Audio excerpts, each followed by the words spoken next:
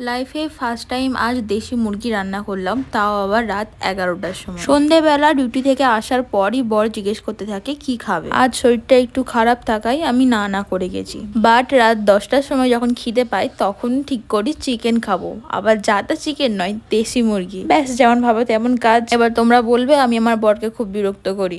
আসল কথা কি বলতো, আমার বরের এসব সয়ে গেছে। 2 বছর ধরে আমার সাথে আছে তো। হ্যাঁ, মাঝে সাঝে আমারও একটু খারাপ লাগে, কোনো ব্যাপার না, চলে যাবে। ভালোবাসা তো না। আমার বর আমার রান্না খেতে খুবই ভালোবাসে, আর প্রথমবার যেটাই বানাই এতটাই টেস্টি হয়। বিয়ের আগেও বাবা মা বোন সবার কাছে প্রশংসা পেয়েছি আমি নাকি খুব ভালো রান্না করি, বাট আমার বিশ্বাস হয় না। কেউ কেউ বলে নিজের হাতে রান্না খেতে সবার ভালো লাগে, আবার কেউ বলে নিজের হাতে রান্না খেতে একদম ভালো লাগে না, কেউ রান্না করে খাওয়ালে খুব ভালো হয়। এই জিনিসটা আমি আজ পর্যন্ত বুঝে উঠতে পারলাম না। আমার নিজের রান্না মোটামুটি ভালোই লাগে, বাট মাঝে সাঝে খারাপও লাগে। যাই হোক, আজকে চিকেনটা খুবই টেস্টি হয়েছিল, আমার নিজেরও ভালো লেগেছে, আমার বড় খুব প্রশংসা করেছে। তোমরা কারা কারা দেশি মুরগির মাংস খেতে ভালোবাসো কমেন্ট করতে ভুলো না কিন্তু।